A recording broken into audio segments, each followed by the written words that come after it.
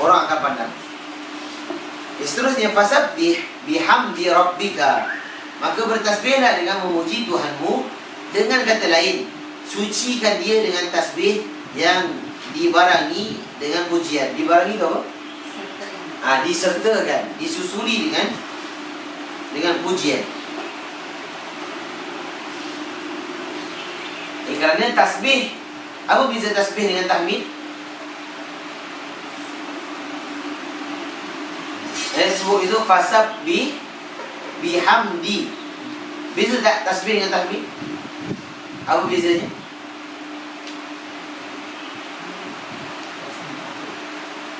Tasbih minta ampun.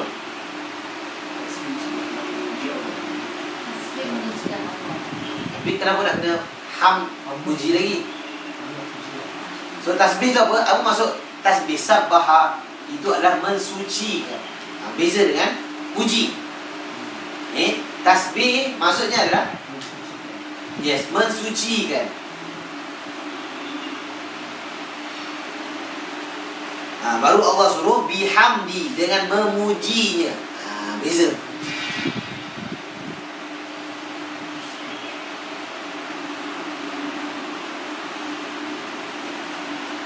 Tasbih adalah menyucikan Allah Ta'ala dari segala apa yang tidak layak baginya. Sedangkan tahmid adalah pujian baginya dengan kesempurnaan yang dibarengi dengan rasa cinta dan pengagungan. Ini gabungan antara tasbih dengan tahmid. Jadi kena gabungkan. Fasabbih bihamdi rabbika. Pasal kalau kita tasbih dengan tahmid, apa kita sebut? Tasbih itu subhanallah. Kalau tahmid, alhamdulillah. Kalau takbir, Allahu Akbar. Kalau tahlil, malam Jumaat kan? Kalau tahlil itu adalah la ilaha illallah Muhammadur Rasulullah. Jadi ada dia punya serta-serta word dia. Dan la haula wala quwwata illa billah tu apa?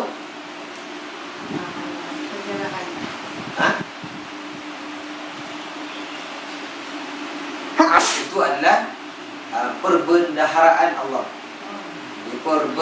Apa maksud perbendaharaan itu? Dalam syurga ada perbendaharaan. Dan kalau kat dunia, kalau kita sebutkan la haula wala quwwata illa billah, itu kita akan dapat nikmat perbendaharaan dalam syurga. Apa kita panggil throne. Biar adalah macam itulah maksudnya.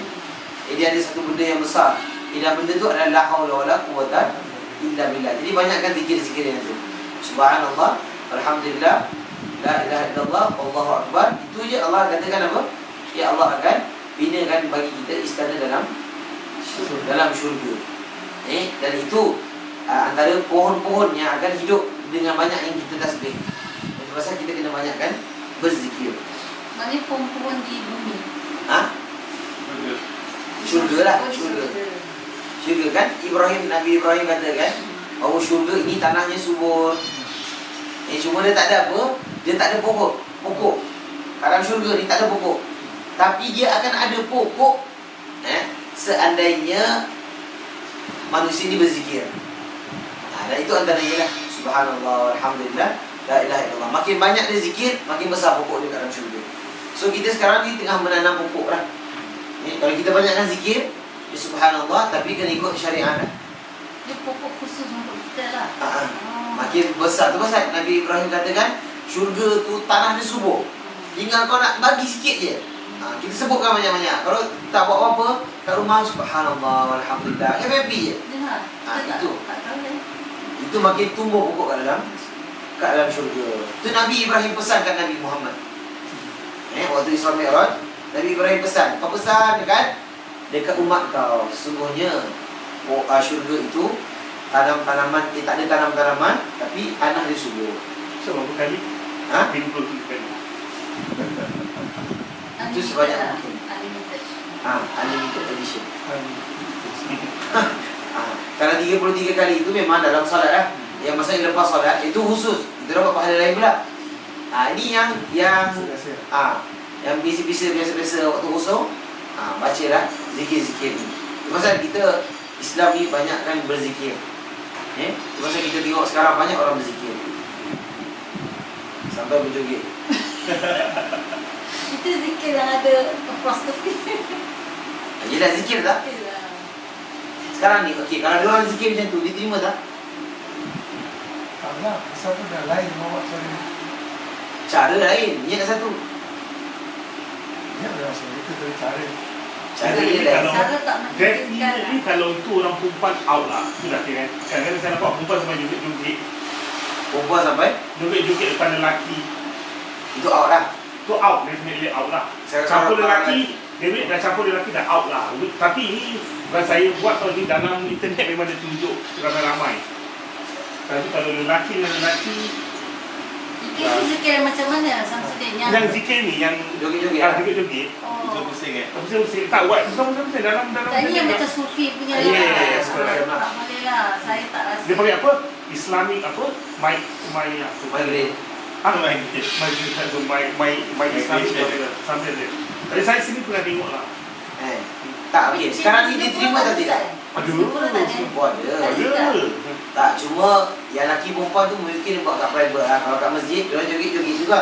Kita tengok kat masjid Sultan, joget. Ada. Saya tak tahu. Ada. Ni video ni tak masuk tak masuk. Tapi tak, bukan masa ni lah. Masa time lepas solat semua tak. Tak lah, time ada majlis lah. Untuk Time diorang datang, share-share, ambil-ambil petang. Dia joget. Oh, Masya Allah. Dekat Masya Allah, musola. na'udzubillah. Alhamdulillah. Dekat musola. Dekat dalam dia solat tu. Cuma kita tak expose dan kita tak tahu. Cuba buka YouTube tu. Dan kita tahu semua buat daripada luar negeri dia tak Ada. semua betul macam-macam. Ada kat sini ada. Ini ada. Cuba nanti balik. Nanti tengoklah. Saya dengar berita terkini daripada kawan dia yang dia ni. Hari Sabtu, one of the third week apa, orang dengar dia Joget. macam ada.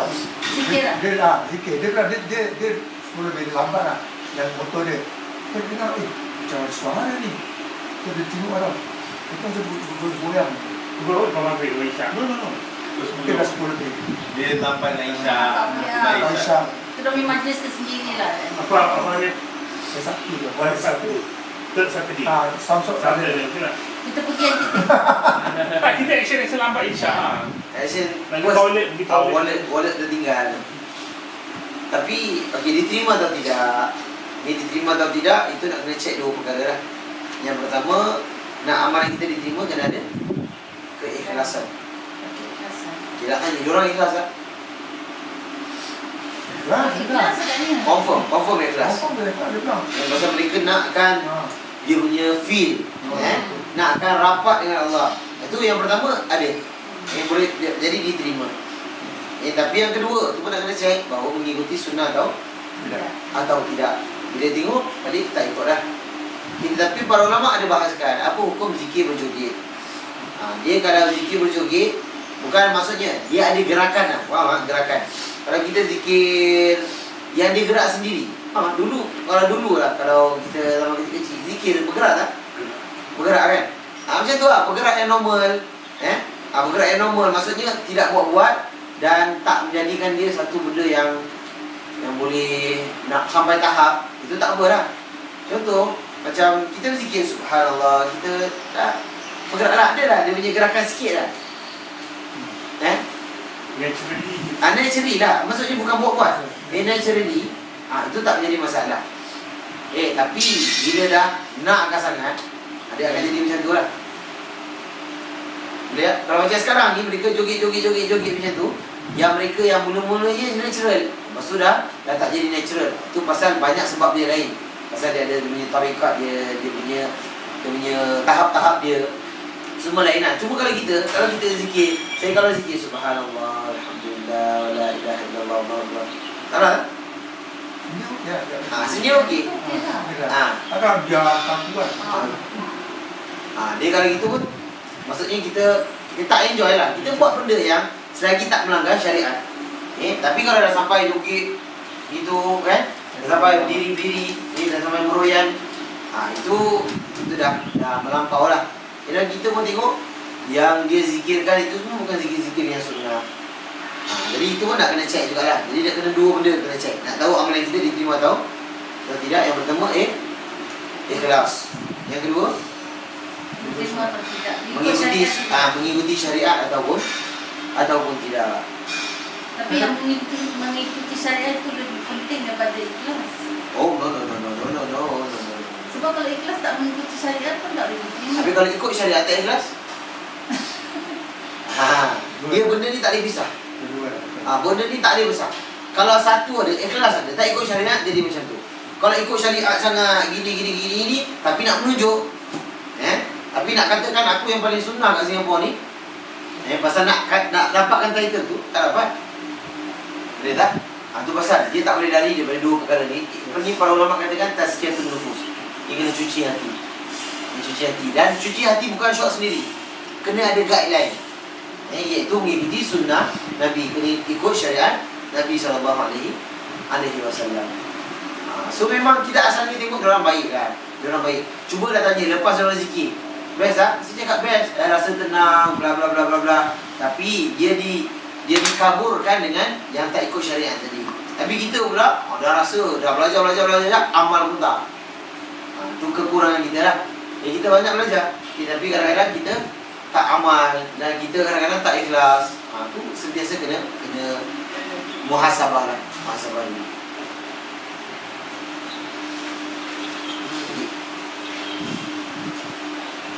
Jadi sedangkan tahmid tadi adalah pujian baginya dengan kesempurnaan yang dibarengi dengan rasa cinta dan pengagungan.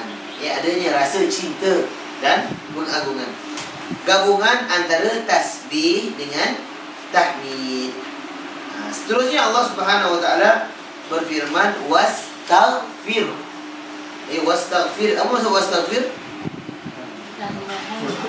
Yes, dan mohonlah ampun kepadanya. Dengan kata lain, mohonlah ampunan kepadanya. Maka Allah Ta'ala memerintahkan dua hal kepada beliau, iaitu tasbih yang dibarengi dengan tahmid, dan yang kedua adalah istighfar. Lepas kita tengok Allah Subhanahu Wa Ta'ala sebut fasabbih. Allah tak sebut wa, tapi Allah sebut bi. Maka bertasbihlah dengan memuji, barulah dan minta ampun. Lihat, pasal Allah nak suruh gabungkan antara tasbih dengan tahmid. Dengan sucikan Allah dengan memujinya. Dengan sebutkan asma'ul husna-Nya. Itu semua antara pujian yang Allah Subhanahu Wa Ta'ala minta. Tengok, istighfar adalah memohon pengampunan. Istighfar adalah permohonan ampunan. Ampunan adalah penutupan oleh Allah Subhanahu Wa Ta'ala atas segala dosa. Itu adalah itu definisi.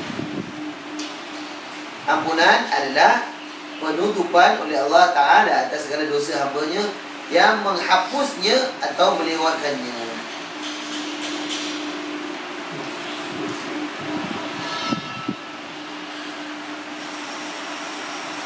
Yang menghapuskan maknanya dosanya dihapuskan. Yes. Yang melewatkan macam mana? Atau melewatkan pengampunannya. Jadi kerana kita minta ampun, yang terpulang kepada siapa nak ampun kan? Allah Subhanahu Wa Ta'ala. Kerana itu adanya syarat-syarat istighfar. Apa syarat istighfar? Ada 3 syarat istighfar. Nak minta ampun tu ada syarat. Yang pertama apa? Tidak mengulangi. Yes, yang pertama menyesal. Jadi syarat istighfar ada 3 atau 4. Yang pertama menyesal. Kita dah buat dosa, kena sesal dulu. Dah menyesal, baru kedua minta ampun. Dah menyesal, minta ampun. Ketiga, baru berazam takkan lakukan lagi.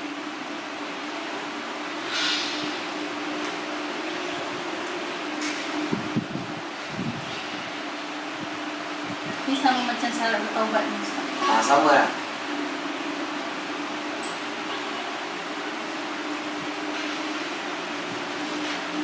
Jadi kita tengok ini adalah sesuatu yang paling diinginkan oleh seorang hamba. Kerana hamba itu banyak dosa dan sangat butuh kepada keampunan. Jika Allah Subhanahu Wa Ta'ala tidak membajirinya dengan rahmatnya, maka binasalah dia. Oleh sebab itu Nabi SAW bersabda, "La yadkhula ahadun minkumul jannah bi'amalihi." Qalu wala anta ya Rasulullah. Qala wala ana illa ayyataghammadani Allahu birahmati. Nabi SAW bersabda, tidak akan salah seorang di antara kalian masuk syurga kerana amalnya. Amal lain tu, masuk syurga kerana amal.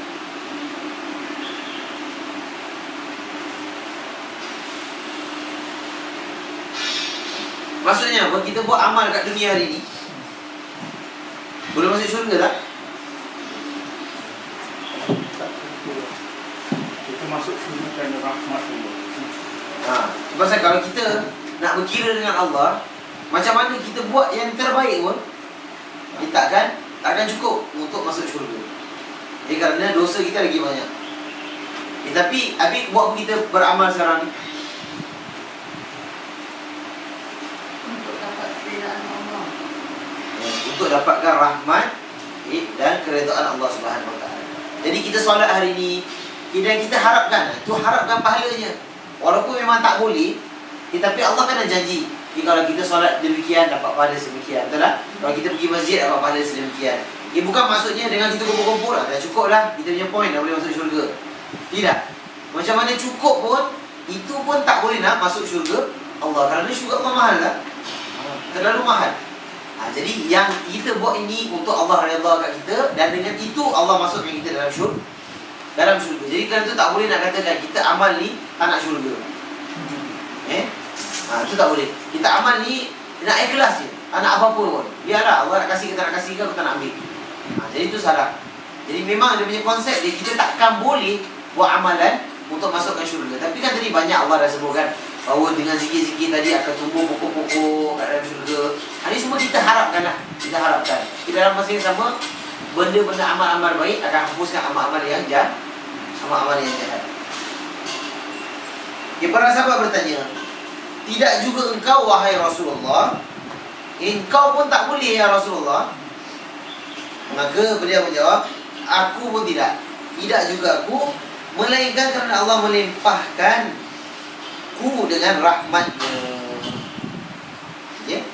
Jadi bayangkan kita kalau nak cakap lah amal macam mana pun besar kita ni, wali besar mana pun kat zaman sekarang, boleh challenge Nabi tak? Tak boleh challenge Nabi. Jadi apa pun kita punya mindset, kita nak kena tahu kita buat ibadah kerana perintah Allah, kerana nak mengharapkan rahmat dan redha Allah. Kalau Allah redha kat kita, Allah redha masuk syurga. Nampak tak? Kalau Allah nak merahmati kita, Allah akan rahmatkan kita sampai ke dalam syurga. Tapi kalau kita buat kerana nak, maka dia akan rosak kat situ. Dan niat dia pun akan salah. Jadi kita nak tahu bahawa semua amalan kita kerana perintah Allah dan kerana mencari keredaan Allah Subhanahu Wa Taala. Kerana seluruh amal anda itu, jika hendak anda bandingkan dengan nikmat-nikmat Allah Azza wa Jalla, satu macam nikmat sahaja tentu akan ditutupi oleh nikmat itu. Maka bagaimana bisa menjadi pengganti dengan anda masuk syurga? Oleh sebab itu sebagian orang-orang arif berkata di dalam nazam syairnya, "Idza kana bi syukri ni'matullahi ni'matun alayya fi mithlihi yajibu syukru. Fa kaifa bulughu syukri illa bi fadlihi wa in talat al-ayyamu wattasala al-umru." Jika syukurku terhadap nikmat Allah adalah sebuah kenikmatan, maka wajib atasku mensyukuri nikmat yang serupa dengannya. Bagaimana syukur itu bisa dicapai melainkan dengan keutamaannya, sekalipun dalam waktu yang lama dan umur yang panjang. Boleh faham tak syair ini? Maksudnya apa? Jika syukurku terhadap nikmat Allah adalah sebuah kenikmatan. Syukur tu nikmat tak? Nikmat. So kalau kita rasa kita bersyukur dengan Allah, itu adalah, syukur tu sendiri adalah nikmat. Jadi apa? Dia kata, maka wajib atasku mensyukuri nikmat yang serupa dengannya. Faham? Jadi maksudnya setiap hari tanpa wish kita kena syukur kepada Allah. Maksudnya Allah bagi kita banyak nikmat tak? Antaranya Tangan kiri dan nikmat. betul, mata dan nikmat, betul tak? Ini semua siapa nak pergi bayar? kalau kita nak berkira lah kan. Orang kalau kita sewa rumah sebulan sekali bayar. Ini telinga ni. Hari-hari. Setiap detik mata kita tengok ni semua nikmat. Tu pasal kita kadang-kadang nak action nak action solat. Aku hari ni solat lebih sikit. Takkan boleh. Maksudnya takkan boleh cover semua ni. Tapi kita solat tu pasal jangan action. Kita solat nak minta apa? Rahmat Allah. Nampak tak? Kat situ besar sangat nikmat Allah. Semua benda Allah bagi kita nikmat dan kita tak mampu nak balasnya. Tu pasal Nabi SAW sendiri yang solat malam itu kakinya bengkak-bengkak. Itu pun tak boleh nak balas. Apatah lagi kita yang pemalas. Betul tak? Kita ni nak bangun je, ya Allah, penat. Okay, tapi itu pasal apa pun jangan cari Nabi lah. Nabi sendiri dah sampai itu tahap yang paling tinggi. Yang Allah sendiri Isra' Mi'rajkan Nabi. Itu pun tak boleh. Dengan sebab amalan dia masuk syurga tak akan boleh. Apatah lagi dengan kita. Itu pasal jangan action. Ya, ataupun jangan nak overtake Nabi. La tuqaddimu baina yaday Allahi wa rasulih. Allah katakan janganlah kamu mendahului Allah dan Rasulnya. Pasal korang takkan boleh. Walaupun korang cuba sedaya upaya, walaupun kita habiskan nikmat hidup kita ni, kita nak jadi orang zuhud daripada A sampai Z, kita duduk kat masjid je, tetap tak boleh lawan nikmat Allah yang ada pada diri kita. Okay, bagaimana syukur itu bisa dicapai melainkan dengan keutamaannya sekalipun dalam waktu yang lama dan umur yang panjang. Jadi dia tanya kat situ, bagaimana syukur bisa bisa dicapai? Kerana kita bersyukur kepada Allah. Macam mana kita banyaknya syukur pun tak boleh nak melawan nikmatnya. Ataupun tak boleh nak cover nikmat yang telah Allah bagi. Hari ni sekarang kita syukur atas sebab-sebab tertentu. Betul tak? Contohnya kita dapat result bagus ke, dapat kerja ke, dapat bonus. Part-part tu kita syukur. Yang part-part biasa kita dah tak syukur. Jadi kalau tak syukur, nama dia apa? Kufur. Betul? Kufur nikmat. Allah kata la in syakartum la azidannakum. Seandainya kamu bersyukur, aku akan tambahkan. Wala in kafartum, bila kamu kufur nikmatku, maka kau tengoklah azabku sangat pedih. Jadi itu dengan banyaknya kita bersyukur, sebenarnya dengan lagi takut kita kepada Allah. Ini bukannya untuk kita lebih banyak buat maksiat. Seterusnya, innahu kana tawwaba. Sungguhnya dia adalah Maha penerima taubat. Dengan kata lain, Allah Azza wa Jalla selalu menerima taubat para hamba-Nya. Jika anda beristighfar kepadanya, maka dia pasti akan menerima taubat anda. Inilah makna surah ini. Jadi underline kat situ, Allah selalu menerima taubat. Allah selalu menerima taubat.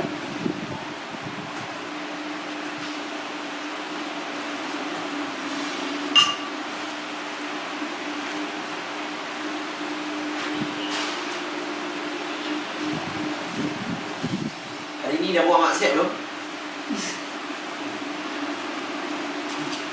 Pagi-pagi tadi buat amal. Tadi nak zikir pagi ngantuk Ustaz tidur. Tak Lisa, maksiat dah buat belum? Maksud Ustaz nak cakap dapat Singapura maksiat batu. Kalau kita dengan Arab Saudi mungkin lah. Taklah, Saudi kalau dia tak boleh maksiat mata, dia maksiat lain pula. Dia ada je syaitan biasalah. Dia bila kita dah selamat di zon kita selamat, zon lain pula dia masuk. Ni kalau antara maksiat kita buat pada hari ini adalah melewat-lewatkan solat subuh. Ada maksiat dah tu. Kita dah maksiat. Antaranya dengan kita rasa berat nak solat, itu antara mengacau keikhlasan kita. Antaranya hari ni kita buka Facebook kita tengok benda-benda yang tak menutup aurat dan sebagainya. Antaranya kita ada sifat nak mengumpat, banyak maksiat. Kita kira dah setiap pagi mesti ada. Bangun tidur tak baca doa. Itu semua antaranya. Pasalkan Allah suruh kita bersyukur. Tapi bila kita bangun tidur tak bersyukur pula kepada Allah Subhanahu Wa Taala, itu antaranya kufur nikmat. Itu pasal. Tapi Allah Subhanahu Wa Taala apa pun Allah akan terima taubat. Betapa banyak pun maksiat kita kecuali syirik lah. Itu Itu pasal kita ni syukur kita ada Allah. Yang memang sememangnya Allah akan ampunkan kita segala 24 hours. Tanpa henti. Kecuali bila dah sampai nyawa di halkum. Itu dah tak ada. Dia hatta waktu nazak itu sendiri masih lagi boleh. Kecuali bila datangnya, bila dah dicabutkan nyawa. Pasal kita tengok orang-orang yang banyak buat maksiat, tapi akhirnya betul waktu nak nazak dia banyak kat istighfar. Percaya Allah ampunkan dia. Pasal jangan pandang straight kat orang. Biarlah orang joget ke tak joget ke, kita doa, kita pandang dia, pandang rahmat. Pandang mungkin dia tak tahu. Mungkin insya-Allah satu hari dia akan sedar. Gitu. Jangan pandang ini memang ni dah tak ikut sunnah Nabi. Dah kita dah mula. Kita kalau pandang dia, pandang dengan rahmat, mudah-mudahan dia bertaubat. Kan senang. Dia punya hal lah. Kita ni yang takut ni.